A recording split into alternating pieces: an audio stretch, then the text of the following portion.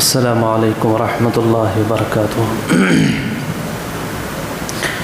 نحمده ونصلي ونسلم على رسولنا الكريم اما بعد فقد قال الله تبارك وتعالى وما كفر سليمان ولكن الشياطين كفروا يعلمون الناس السحر وقال نبينا صلى الله عليه وسلم من أتى عرافا فسأله عن شيء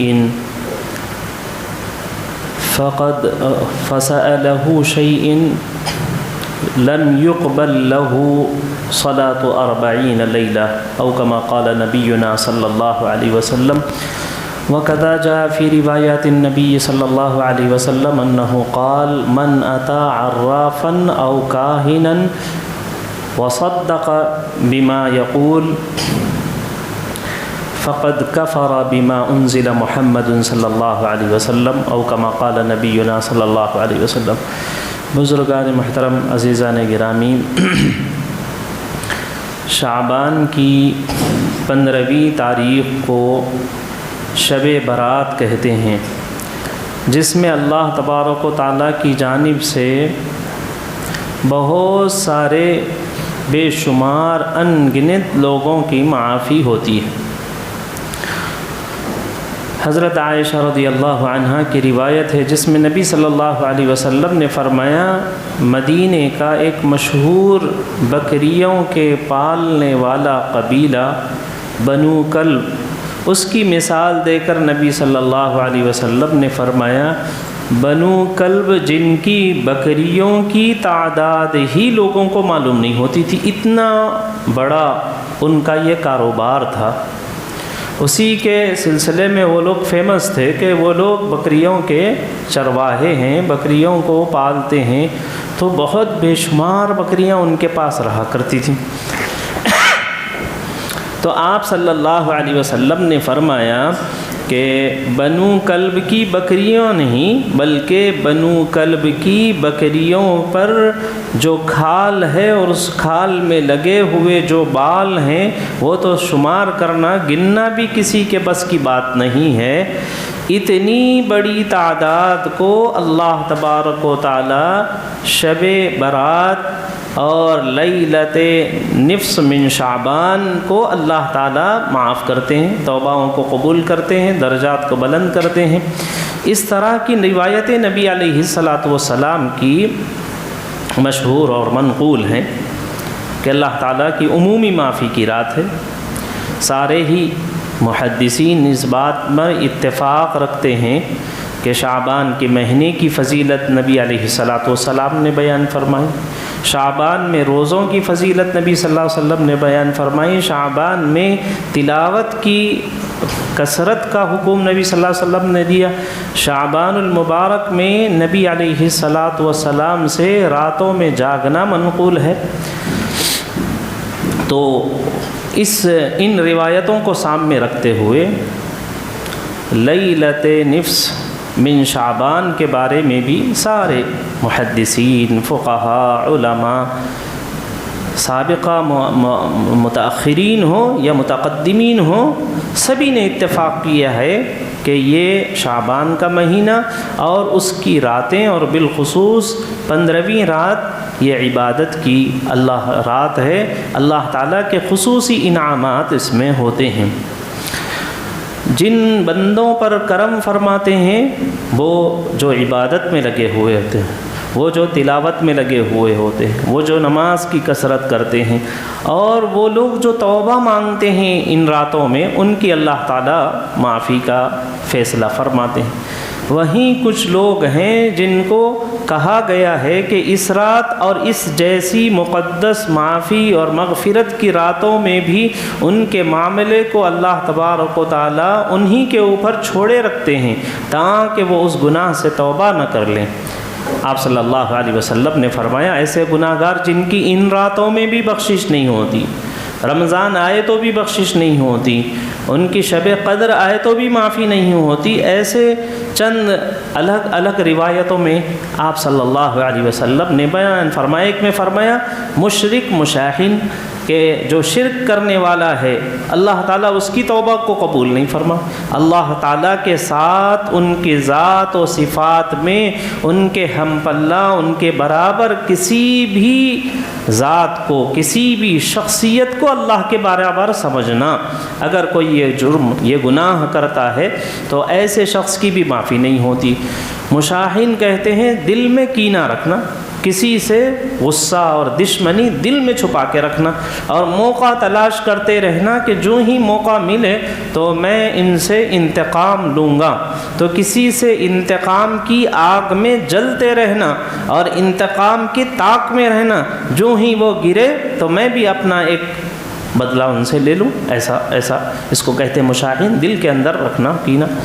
ایسے ہی آپ صلی اللہ علیہ وسلم نے فرمایا کہ شراب کا مدمن الخمر ہے، شراب کا عادی شخص ہے، تو ایسے شخص کی بھی ان مقدس دنوں اور راتوں اور گھڑیوں کے اندر اس کی معافی نہیں ہوتی۔ عاق الوالدین ہیں، ماں باپ کا نافرمان ہے، والدین جو اس کو دنیا میں لانے کا ذریعہ اور سبب بنے ہیں، ان والدین کے حقوق کو ادا نہیں کرتا، اپنی ذمہ داریوں کا اسے احساس نہیں ہے، تو عاق الوالدین کی، والدین کا نافرمان ہے، اس کی بھی ایسے مقدس موقعوں پر معافی نہیں ہوتی۔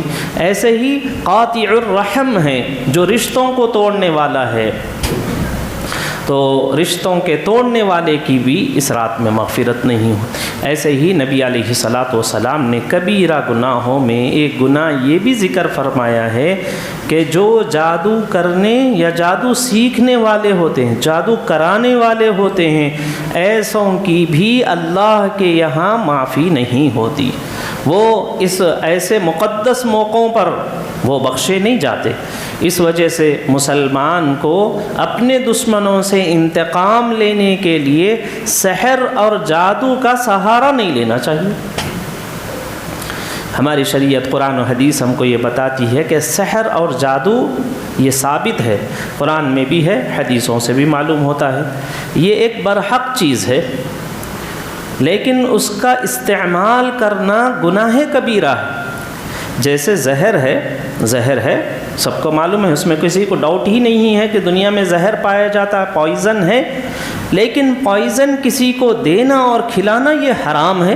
ایسے ہی سحر یہ دنیا میں پایا جاتا ہے، یہ مادی چیز ہے، یہ دکھنے والی چیز ہے، تو دکھنے والی چیز جیسے اثر کرتی ہے، کچھ چیزیں ہیں جو معنوی ہیں، دکھائی نہیں دیتی ہیں، لیکن ان کا اثر ہے اور ہوتا ہے۔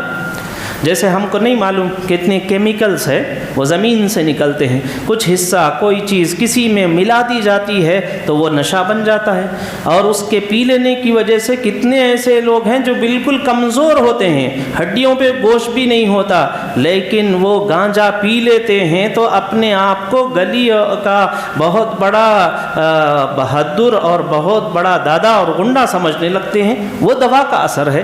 تو جیسے مادی چیزیں ایک دوسرے میں ملانے کی وجہ سے اس کے اندر تاثیر پیدا ہو جاتی ہے اور اس کے کھا لینے کی وجہ سے آدمی کے جسم پر اثر ہوتا ہے، ایسے ہی بعض روحانی کلمات ہیں، بعض روحانی جملے ہیں، بعض معنوی چیزیں ہیں، ان کو آپ اتنی مرتبہ ورد کریں گے، اس کو اس کے ساتھ ایسے جوڑیں گے اور ان سے ایسی مدد لیں گے تو پھر اس کا روحانی اثر ہوتا ہے۔ اور یہی قرآن شریف نے کہا تھا وَاتَّبَعُوا مَا تَتْلُو الشَّيَاطِينُ عَلَى مُلْكِ سُلَيْمَانَ، یہ جو کہہ رہے ہیں اللہ تبارک و تعالیٰ کہ حضرت سلیمان علیہ السلام کے زمانے میں جنات اور انسانوں کی دوستی بہت ہو گئی، اس لیے کہ وہ دربار کا ایک حصہ تھے، تو جیسے انسان بیٹھتے تھے ویسے ہی جنات بھی، پرندے بھی حضرت سلیمان علیہ السلام کو اللہ تبارک و تعالیٰ نے یہ قوت اور طاقت عطا فرمائی تھی کہ ان کی سلطنت اور ان کی حکومت بہت پھیلی ہوئی تھی، چرند پرند درند سب کے اوپر تھی، یہاں تک کہ انسان اور جنات اور ہواؤں پر بھی تھی۔ تو حضرت سلیمان علیہ السلام کی دربار میں جیسے درباری بن کر، ایک فرد بن کر انسان ہوتے، پرندے ہوتے، ایسے ہی جنات بھی حضرت سلیمان علیہ السلام کے دربار میں آتے تھے۔ تو جب ایک دوسرے سے دوستیاں بڑھی، اب تو ڈر ہے نا بھائی، خوف ہے. ہم جنات سے، یہاں پر بھی جن رہتے ہیں لیکن ہمارا جنات سے زیادہ رابطہ اور تعلق اس لیے نہیں ہے، اور ان سے ملنے میں ہیبت، ڈر، خوف طاری اس وجہ سے. سارا علاج معلوم ہے، دعائیں معلوم ہیں، اس کے باوجود ان کی پرچھائی بھی نظر آتی، وہ محسوس بھی ہوتے ہیں. دکھائی دینے کی بات الگ ہے، محسوس بھی ہو آدمی کو خوف طاری ہو جاتا ہے، اس لیے کہ اجنبیت ہے. جب اجنبیت ہوتی ہے تو پھر دوستی آگے نہیں بڑھتی. حضرت سلیمان علیہ السلام کے زمانے میں روزانہ جنات آ رہے ہیں، تو اب روز اٹھتے بیٹھتے دوستیاں انسانوں کی جنات سے بڑھ گئی. تو جنات نے انسانوں کو سکھانا شروع کیا کہ یہ کلمات ہیں، یہ بول ہیں، یہ منتر ہیں، یہ لفظ ہے، اگر تم اس کو اتنی مرتبہ پڑھو گے اور اس کے اوپر پھونک دے گے تو اس کا اثر یہ ہوتا ہے. ایسا وہ لوگ جنات جو بازوں میں بیٹھنے، جنات میں بھی اچھے ہیں، جنات میں بھی برے ہیں. جو شریف درباری تھے ہو سکتا انہوں نے ایسا نہیں کیا، لیکن جو تھوڑے سے خراب تھے یا ان کی نیت اچھی تھی ہوگی بہرحال، لیکن جنات نے انسانوں کو بتانا شروع کیا کہ مادی چیزیں، یہ مادہ یہ مادے سے ملانے کی وجہ سے، یہ کیمیکل سے ملانے کی وجہ سے ایسا ہوتا ہے جیسے آج کے میڈیکل سائنس کہتی ہے. تو اس زمانے میں جنات کہنا شروع کیے کہ یہ کلمہ ہے، اس کلمے کو اس سے جوڑ کر اتنی مرتبہ ایسا پڑھیں گے اور یہاں بیٹھ کر پڑھیں گے، ایسی حالت میں پڑھیں گے تو اس کا اثر انسان کے دماغ پر ایسا ہوگا، آنکھوں پر ایسا ہوگا، پیر پر ایسا ہوگا، زبان پر ایسا ہوگا. یہ کہنے لگے. تو اب ان لوگوں نے سکھایا اور انسانوں نے اس کو استعمال کیا تو اس کے اثرات نظر آ گئے. جس سے کسی کی دشمنی تھی تو اس نے پڑھ کے اس سے پھونکا تو میاں بیوی میں 2 دن میں لڑائی ہو گئی، طلاق ہو گئی، علیحدگی ہوگی، ایسے واقعات پیش آنے لگے. تو اسی کی طرف قرآن شریف اشارہ کر رہے ہیں، وَاتَّبَعُوا مَا تَتْلُو الشَّيَاطِينُ عَلَى مُلْكِ سُلَيْمَانَ. وہ پیچھے پڑ گئے، وہ اسی کی خواہش میں رہ گئے، اسی کی ٹوہ میں لگ گئے، اس کو تلاش کرنے لگے. ما تتلو الشیاطین فی علی ملک سلیمان علی عہد سلیمان. حضرت سلیمان علیہ السلام کے زمانے میں ان کا جو پریڈ چل رہا تھا، ان کی سلطنت اور حکومت کا جب زمانہ تھا تو انسان بھی ان چیزوں کی کھوج میں پڑ گئے جو شیاطین پڑھا کرتے تھے. شیاطین کے جو منتر تھے، ان کے جو کلمات تھے. اللہ تعالیٰ کہہ رہے ہیں وَمَا كَفَرَ سُلَيْمَانُ وَلَكِنَّ الشَّيَاطِينَ كَفَرُوا. یہ بس قرآن شریف ہے، اشارے ہلکے سے کر دیتے ہیں قرآن شریف. تو اللہ تعالیٰ آگے کہہ رہے ہیں کہ بعض لوگ یہ سمجھنے لگے کہ یہی منتر، یہی کلمات، یہی الفاظ حضرت سلیمان علیہ السلام کو بھی معلوم ہو گئے شاید، اور وہ اس طرح سے وہ کلمات کو اتنی مرتبہ ورد کرتے کرتے وہ اس طرح سے ایک ایک کو اپنے انڈر میں لیتے گئے. اپنی حکومت انہوں نے ایسی مضبوط کی، ایسا حکومت بنائے حتیٰ کہ انسان کو، جنات کو، پرندوں کو، چرند کو، ہواؤں کو، فضاؤں کو، پانی کو، سب کے اپنے قبضے میں لے لیا. تو شاید حضرت سیدنا سلیمان علیہ السلام کو بھی یہ جادو کے کلمات، یہ سحر کے الفاظ اور یہ منتر وغیرہ آتے ہیں، اس وجہ سے ان کی حکومت اتنی بڑی ہو گئی. یہ خوف، یہ غلط فہمی ہو گئی لوگوں کو. حالانکہ حضرت سلیمان علیہ السلام نبی ہیں. انبیاء علیہ السلام میں جادوگر میں کیا فرق ہوتا ہے، معجزے میں اور سحر میں کیا فرق ہے، اب اس کو بتانا پڑا. لوگ چونکہ وہ جنات سے پہلی مرتبہ دوستی ہوئی انسانوں کی، اور دوستیاں گہری ہو گئیں، اور وہاں سے ان کو کچھ منتر اور ان کو علم حاصل ہونے لگا سحر کا، تو وہ اتنے آگے بڑھ گئے اور اس کو کرنے میں ان کا دماغ یہاں تک چلا گیا کہ وہ حضرت سلیمان علیہ السلام کی نبوت کے سلسلے میں شک کرنے لگے کہ ان کی بھی نبوت ہے کہ نہیں، کہ یہ بھی ان کے پاس بھی کچھ علم ہے کیا. حالانکہ نبوت وہبی چیز ہوتی ہے، نبوت کسبی چیز نہیں ہوتی کہ کسب کر کے، محنت کر کے اور آدمی مجاہدے اور قربانیوں کے ذریعے سے کسی نبوت کے مقام پر نہیں پہنچ سکتا. نبوت خالص یہ انتخاب ہوتا ہے۔ اللہ تبارک و تعالی جس کو چاہتے ہیں نبوت عطا فرماتے ہیں۔ یہ کسی بھی محنت اور مجاہدے کے اوپر اس کا ایک حافظ بننا ہے، یہ محنت پر ہے۔ کسی کا بھی بچہ کہیں کا رہنے والا ہو، کسی رنگ نسل کسی پیشے سے اس کے خاندان والے تعلق رکھتے ہوں، اگر وہ حافظ بنانا چاہے اپنے بچے کو بنا سکتے ہیں۔ تو حافظ بننا، امام بننا، خطیب بننا، کوئی بھی دنیا کا کام کرنا یہ کسبی چیز ہوتا ہے، محنت سے وہ منصب آپ حاصل کر سکتے ہیں۔ لیکن نبوت ایسی چیز ہے، یہ وہبی چیز ہے، یہ اللہ کی طرف سے عطائی چیز ہوتی ہے۔ اللہ تبارک و تعالی اصطفیٰ کرتے ہیں، چنتے ہیں۔ اللہ یصطفی من الملائکۃ والرسل، اللہ تبارک و تعالی کا انتخاب ہوتا ہے۔ تو لوگوں کو شک شبہ ہو گیا جب جنات سے ان لوگوں نے منتر سیکھنا شروع کیے، بازو بیٹھ کر ان سے تعویذیں پوچھنے لگے اور ان سے وہ الفاظ معلوم کرنے لگے، تو اتنا اس میں آگے بڑھ گئے، شیطان نے ان کو ایسا گمراہ کر دیا کہ وہ سلیمان علیہ السلام کے بارے میں بھی یہ شک کرنے لگے۔ اسی کو قرآن شریف نے کہا وَمَا كَفَرَ سُلَيْمَانُ وَلَكِنَّ الشَّيَاطِينَ كَفَرُوا۔ حضرت سلیمان علیہ السلام کے پاس جو ہے وہ جادوگری نہیں ہے، حضرت موسیٰ علیہ السلام کے پاس جو تھی وہ جادوگری نہیں تھی، حضرت عیسیٰ علیہ السلام کے پاس جادوگری نہیں تھی۔ جادوگری یہ ایک حرام ناجائز چیز ہے، یقیناً جادوگری کا اثر ہے، جادوگری ہوتی ہے، اس کا اثر ہوتا ہے، ایسے ہی جیسے زہر ہے اور اس کا اثر ہوتا ہے۔ لیکن انبیاء زہر دے کر کسی کو نقصان نہیں پہنچاتے، ایسے ہی انبیاء علیہ السلام اور انبیاء کے وارثین سحر کا، جادوگری کا سہارا نہیں لیتے۔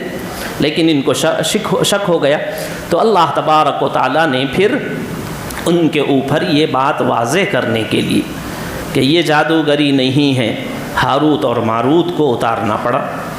اللہ تبارک و تعالیٰ نے حضرت موسیٰ علیہ السلام کے جادوگروں کو بتانے کے لیے اللہ نے ان کو عصا کی قوت عطا فرمائی تھی، ایک عصا، ایک لاٹھی دے دی تھی حضرت موسیٰ علیہ السلام کو، اور یہ کہا تھا کہ اگر کوئی بھی جادوگر کسی طرح کی جادوگری کرے، شعبدہ بازی دکھائے، نظر بند کرے، کسی چیز کو کسی اور صورت میں ڈھال دے، آپ اس لکڑی سے، اس عصا اور لاٹھی کے ذریعے سے آپ اس کے اثر کو ختم کر سکتے ہیں۔ تو حضرت موسیٰ علیہ السلام کو اللہ تعالیٰ نے عصا دیا۔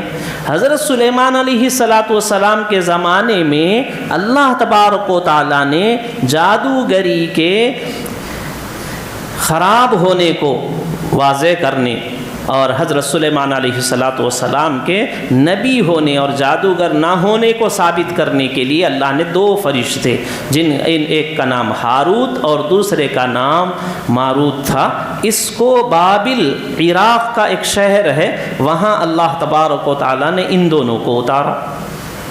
یہ تھے تو فرشتے، اور اللہ تبارک و تعالیٰ نے ان کو اتارا، اور یہ آ کر وہ لوگ جو حضرت سلیمان علیہ السلام پر ایمان لائے تھے۔ اب ایسا ہو گیا تھا کہ حضرت سلیمان علیہ السلام پر ایمان لانے والے وہ کہہ رہے تھے کہ آپ بھی جادو سکھاؤ۔ انبیاء علیہ السلام تو جادو کا سہارا نہیں لیتے ہیں، اور یہ کہہ رہے ہیں کہ آپ، تو کچھ لوگوں نے محبت میں اتنا غلو کر دیا کہ وہ یہ سمجھ رہے ہیں کہ حضرت سلیمان علیہ السلام کے پاس جادوگری ہے، اور کچھ لوگ سمجھ رہے ہیں کہ یہ سلیمان علیہ السلام نبی ہے تو ان کو جادوگری کی کیوں نہیں آ رہی، ان کو منتر پڑھنے کیوں نہیں آ رہا، ان کو بھی آنا چاہیے تھا۔ تو ان لوگوں کو شک ہوا کہ یہ کیسے ہو سکتا ہے۔ انبیاء علیہ السلام سے ان لوگوں نے مطالبہ شروع کیا، جیسے حضور صلی اللہ علیہ وسلم سے آ کے کہے آپ نبی ہے تو یہ کر دیجئے، آپ نبی ہے تو یہ کر دیجئے، کنکر ہے میرے ہاتھ میں کیا ہے یہ بتا دیجئے۔ اس طرح سے انبیاء علیہ السلام سے لوگ آ کر پوچھا کرتے تھے۔ تو سلیمان علیہ السلام کے زمانے میں ان پر ایمان لانے والے یہ کہنے لگے کہ آپ جادو، اگر آپ نبی ہیں تو ہم کو یہ دیکھو شیطانوں کو اتنی اچھی باتیں معلوم ہے، اس کی وجہ سے اتنے اثرات ہو رہے ہیں، یہ چیزیں آپ ہم کو سکھائیے۔ حضرت سلیمان علیہ السلام نبی تھے، انہوں نے منع کر دیا کہ نہیں بھئی یہ چیز نہ سیکھنے کی ہے نہ سکھانے کی ہے۔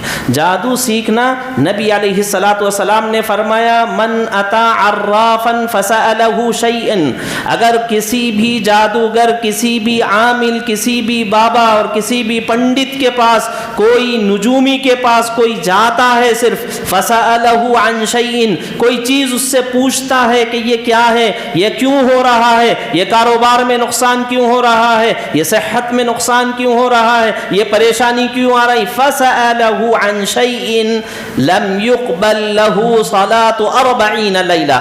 اللہ کے رسول صلی اللہ علیہ وسلم فرماتے ہیں عراف کو، نجومی کو، کسی عامل کو، اس کو مؤثر حقیقی اس کی وجہ سے ہوتا ہے، یہ سمجھ کر اس سے کچھ پوچھ بھی لیتا ہے کہ ان کی وجہ سے کچھ ہوگا، تو اللہ تعالیٰ کہتے ہیں 40 دن کی نمازیں اس کی اللہ تعالیٰ رد کر دیتے ہیں۔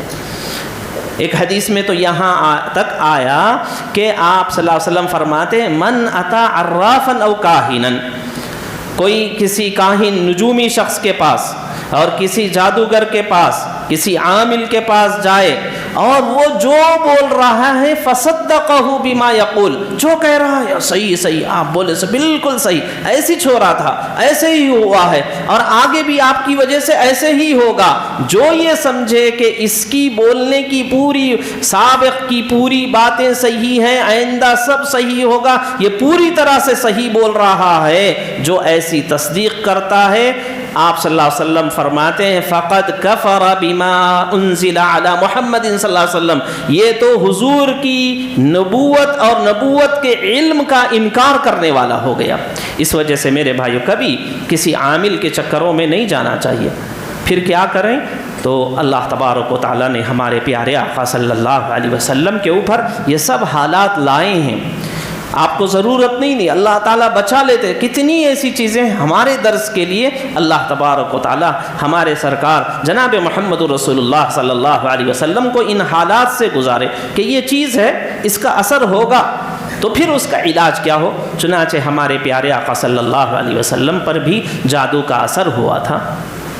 صلح حدیبیہ کے بعد جب صلح حدیبیہ ہو گئی تو آپ صلی اللہ علیہ وسلم کو مشرکین سے اطمینان ہو گیا۔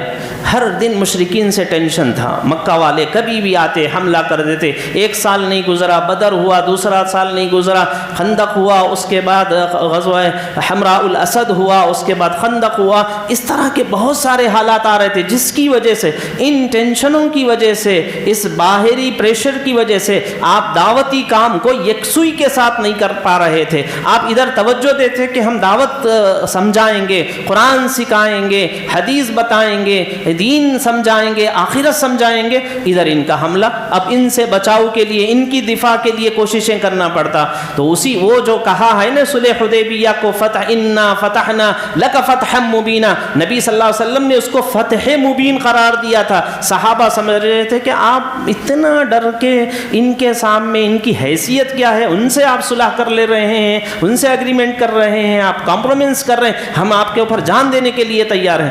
آپ کے پیش نظر یہی تھا کہ میں جو ذمہ داری دعوت کی، دین کی اور مثبت کاموں کی جو ذمہ داری مجھے دی گئی ہے وہ کام نہیں کر پا رہا ہوں ان کے ٹینشن کی وجہ سے۔ تو آپ صلی اللہ علیہ وسلم نے صلح حدیبیہ کے موقع پر سارے مشرکین کا جو پریشر تھا، سارے مشرکین کی طرف سے جو ستانا تھا اور ان آئے دن جنگ کے لیے للکارنا تھا، وہ سب بند ہو گئے۔ تو جب آپ صلی اللہ علیہ وسلم نے صلح حدیبیہ پر مشرکین سے صلح کر لی تو جو یہودی تھے ان لوگوں کو ان کو شروع ہو گیا کہ اب تو ہمارے اوپر وار ہوگا۔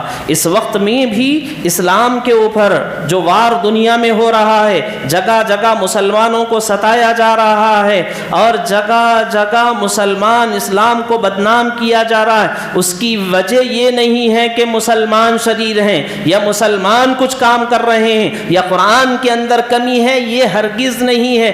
آج بھی اسلام کے اوپر انگشت نما برائی ہو رہی ہے، کمیاں نکال رہے ہیں، وجہ اس کی یہ ہے کہ آج اس گئے گزرے زمانے میں بھی سب سے تیزی سے پھیلنے والا مذہب وہ مذہب اسلام ہے، اور بہت کم تعداد، ارتداد اتنا عام ہونے کے باوجود بھی اور ریلیجن سے کمپائر کریں گے تو بہت کم تعداد ہے جو اسلام چھوڑتی ہے، بڑی تعداد وہ ہے جو اسلام میں داخل ہوتی ہے۔ تو یہ لوگ اس وجہ سے وہ روکنے کے لیے یہ کہتے ہیں کہ نہیں، اسلام میں پردہ کا حکم صحیح نہیں ہے، اسلام میں طلاق کا نظام صحیح نہیں ہے، اسلام میں عورتوں کو حقوق نہیں دیا جاتا، اسلام میں بیٹیوں کو ان کے میراث میں ان کا برابر کا حق نہیں دیا جاتا۔ ان کو بھی معلوم ہے کہ یہی فطرت کے مطابق ہے، اس کے باوجود یہ کہتے ہیں۔ وجہ اس کی یہ ہے کہ جو ڈاواں ڈول ہے، جو پختہ ہے، اس حال میں بھی اسلام میں داخل ہو جاتے ہیں۔ ہمارے پاس تو اس سے بھی بدتر حال ہے، یہاں کچھ تو کچھ ہے، اس وجہ سے اسلام میں آ رہے ہیں۔ جو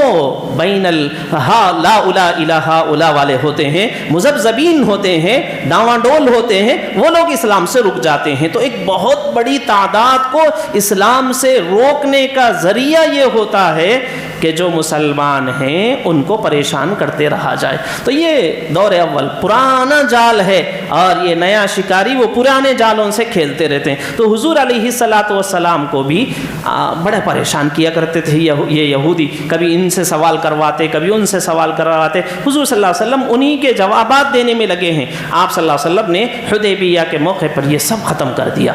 اب ان لوگوں کو ڈر شروع ہوا کہ اب تو یک بارگی آپ صلی اللہ علیہ وسلم دین پر محنت کریں گے اور اسلام بہت پھیلے گا۔ تو یہودیوں کو ڈر شروع ہوا، تو انہوں نے یہ کہا کہ حضور علیہ الصلوۃ والسلام کو نعوذ باللہ اب میدان میں آپ سے مقابلہ نہیں کر سکتے، جسمانی اعتبار سے اذیت اور نقصان نہیں پہنچا سکتے، آپ کو ذہنی اور روحانی اور معنوی طور پر آپ کو نقصان پہنچانے کے لیے بڑے بڑے جادوگروں کے پاس ہو گئے۔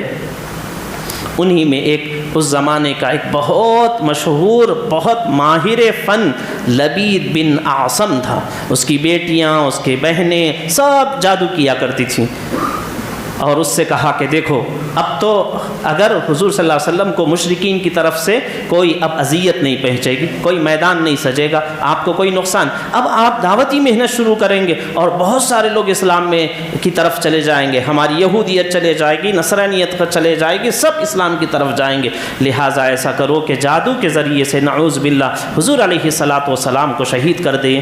تو لبید بن اعصم نے حضور صلی اللہ علیہ وسلم کے گھر میں اپنے ایک یہودی بچے کو کام کرنے کے لیے رکھا۔ آپ صلی اللہ علیہ وسلم ویسے ہی سبھی کے ساتھ رحمت شفقت کا معاملہ، اور ایک بچہ آ کر آپ کی خدمت کرنے لگا تو آپ نے اس کو اپنی خدمت میں رکھا۔ تو اس نے اس کو سکھایا تھا کہ بالکل آپ کے قریب ہو جانا، اور جب بالکل قریب ہو جائیں تو حضور علیہ الصلوۃ والسلام کی کچھ چیزیں میرے پاس لے کر آنا، کہ ان چیزوں کے ذریعے سے آپ صلی اللہ علیہ وسلم کے اوپر اس نے جادو کیا۔ خاص طور پر بال ہیں، جس کے ذریعے سے آج کی میڈیکل سائنس بھی کہتی ہے کہ ہمارے بال کے اندر جو جڑ ہوتی ہے، ایک ہے بال ٹوٹا ہوا، کٹنگ کیا ہوئے بال کے اندر وہ اثرات نہیں ہوتے جو اثرات ٹوٹے ہوئے بال کے اندر ہوتے ہیں۔ اس کی جو جڑ ہوتی ہے بال کی، آج کی میڈیکل سائنس بھی یہ کہتی ہے کہ اس میں اس کے ذریعے سے پتہ لگایا جا سکتا ہے کہ یہ بال کس کا ہے، اور اس کے ذریعے سے ان کی جین معلوم کیا جا سکتا ہے، سب کچھ معلوم کیا جا سکتا ہے بال کے ذریعے سے۔ تو جادو کے اثر کو شخص معین تک پہنچانے کا ذریعہ کہ یہ اس کا نام اور اس کے والدہ کا نام اور اس کے خاندان کے نام سے آسان طریقہ ہوتا ہے ان کی استعمال کی ہوئی چیزوں کو۔ میرے بھائیو، اگر آپ کپڑے بھی استعمال کیے ہوئے ہیں، کسی کو آپ دینا چاہتے ہیں تو دھو کے دینا چاہیے، بغیر دھلے ہوئے استعمال کیے ہوئے میلے کپڑے کسی کو نہیں دے دینا، میلی چیزیں کسی کو یہاں وہاں نہیں ڈال دینا چاہیے۔ اس کے اثرات، میں کہہ رہا ہوں کہ جادو برحق ہے، اس کا اثر ہوتا ہے، اور اس کے ہونے کے راستے آپ ہماری استعمال کی ہوئی چیزیں ہوتی ہیں، ہمارے جسم سے جدا ہوئے چیز ہوتے ہیں۔ بالوں کے سلسلے میں، ناخنوں کے سلسلے میں نبی صلی اللہ علیہ وسلم نے سکھایا ہے جیسے آدمی کا احترام ہے کہ اس کو دفن کیا جاتا ہے، ایسے ہی ہمارے باڈی کے جو پارٹس ہیں یا جو بھی حصہ نکل رہا ہے اس کو بھی باضابطہ دفن کرنا چاہیے۔ یہ بال اور یہ ناخن نالیوں میں پھینکنے والے، ان کے اخلاق خراب ہو جاتے ہیں، ان کی نفسیات کے اوپر اثر پڑتا ہے۔ جو ناخنوں کو نالیوں میں پھینکتے ہیں، جو بالوں کو گندی جگہ ڈال دیتے ہیں، یہ بال ان کے ذہن پر اثر۔ نبی صلی اللہ علیہ وسلم نے فرمایا تھا کہ یہ جو جالا ہوتا ہے اس جالے کا بھی ہمارے دماغ پر اثر پڑتا ہے۔ ایسے ہی بدن کا جو جز ہے اس کو صحیح ڈھنگ سے اس کو لے جا کر وہ کرنا چاہیے۔ تو آپ صلی اللہ علیہ وسلم نے جو سکھایا ہے وہ دفنانا، تھوڑا سا چھوٹی کہیں اپنے گھر، اگر آپ فلائٹس میں بھی رہتے ہیں، ایسی جگہ نہیں ہے جہاں زمین ہو تو بھی آپ چھوٹے گملے رکھیے اور اس میں اپنے بالوں کو دفنائیے، اس میں اپنے ناخون کو دفنائیے۔ اپنے کوئی باڈی کا پارٹس ہے، کسی کا آج شوگر میں کسی کا ہاتھ کاٹ دے رہے ہیں، کسی کا پیر کاٹ دیتے ہیں، اللہ تعالیٰ حفاظت فرمائے سب کے، تو ان کو بھی باضابطہ غسل دے کر قبرستان میں لے جا کر دفن کرنا پڑا۔ البتہ نماز نہیں ہے، نماز تو پورے جسم جب ہوگا تو اس وقت میں ہوتی ہے۔ تو حضور علیہ الصلاۃ والسلام پر بھی حالات آئے، اور ولید بن عاصم نے یہودی بچے کو حضور کی خدمت میں رکھا اور اس کے ذریعے سے آپ صلی اللہ علیہ وسلم کا کنگا منگایا۔ اس کنگے میں نبی علیہ الصلاۃ والسلام کے بال آ گئے۔ وہ بال لے کر پھر اس نے ایک تاگا لیا جس میں 11 گھیٹیاں ڈالیں اور اس میں کچھ پھونکتا رہا۔ جیسے میں نے شروع میں آپ لوگوں کو بتایا کہ کچھ کلمات ہیں، وہ کلمات کو کسی کلمات کے ساتھ ملا کے بولتے ہیں تو وہ اثر کرتا ہے۔ وہ آگ، جیسے آپ تلی ہوتی ہے اس کو ماچس پر رگڑتے ہیں تو آگ نکلتی ہے، ایسے ہی بعض کلمے کے ساتھ جوڑ کر اتنی تعداد میں پڑھ دیا جائے، 101 مرتبہ، 111 مرتبہ اس کو اس سے جوڑ کر پڑھ دیا جائے تو اس میں اثر پیدا ہو جاتا ہے۔ یہ ہے تاثیر ہے، یہ حقیقت ہے۔ قرآن کہہ رہا ہے وَاتَّبَعُوا مَا تَتْلُو الشَّيَاطِينُ عَلَى مُلْكِ سُلَيْمَانَ وَمَا كَفَرَ سُلَيْمَانُ وَلَكِنَّ الشَّيَاطِينَ كَفَرُوا يُعَلِّمُونَ النَّاسَ السِّحْرَ، یہ کرتے تھے وہ۔ تو حضور صلی اللہ علیہ وسلم کے بال وغیرہ لے کر پھر ایک کھجور کے تنے کو کاٹ کر اس میں اس چیزوں کو، ایک گڑیا لیا، اس میں 11 سوئیاں اس نے ڈال دیں اور لے جا کر ایک کنویں میں اس کو پتھر کے نیچے رکھ کر اس نے وہ پھینک دیا، ڈال دیا۔ اس کی وجہ سے نبی علیہ الصلاۃ والسلام کی طبیعت کچھ خراب ہونے لگی۔ آپ صلی اللہ علیہ وسلم پر روحانی کوئی اثر نہیں، جسمانی طور پر سر میں درد ہونے لگا۔